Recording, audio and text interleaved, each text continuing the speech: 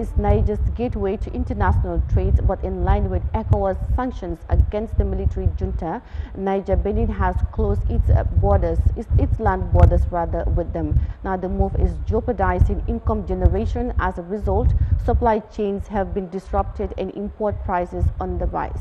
As the political situation evolves, now some experts say the political sanctions should not affect trade between member countries of the West African bloc.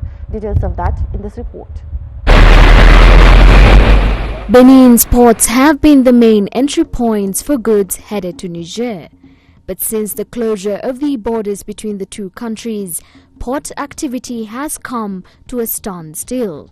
Hundreds of trucks loaded with containers and goods are stuck at the borders and parks. As a result, supply chains have been disrupted and import prices on the rise.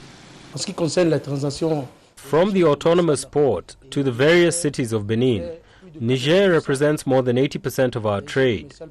In truth, the closure of this border has already had many financial consequences.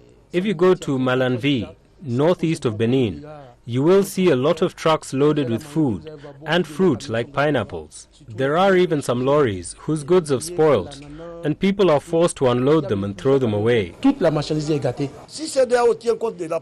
ECOWAS really cared about the suffering of the people, it would not impose such sanctions.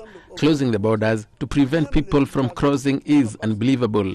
We make our living from borders, but without borders, where will we go? The state of Benin must understand the suffering of the people of Niger and Benin because they live from this port. When you defend your interests, you must also think of the interests of the people. Border traffic accounts for 12% of Benin's GDP. Some experts say the political sanctions should not affect trade between member countries of the West African bloc. Benin will be more affected by the closure of its borders than Niger itself.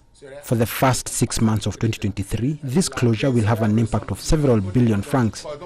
Benin sends 1.3 billion francs worth of products to Niger, so Benin's economy will feel the pinch. In my opinion, ECOWAS will feel this crisis much more than we think.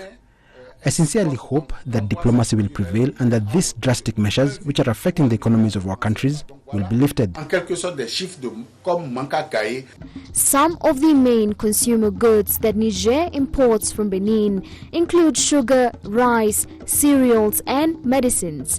It also sells livestock, onions and data to Benin, Nigeria, Togo, Mali, Cote d'Ivoire, Ghana and Senegal. Najma Abdurizak, CGTN.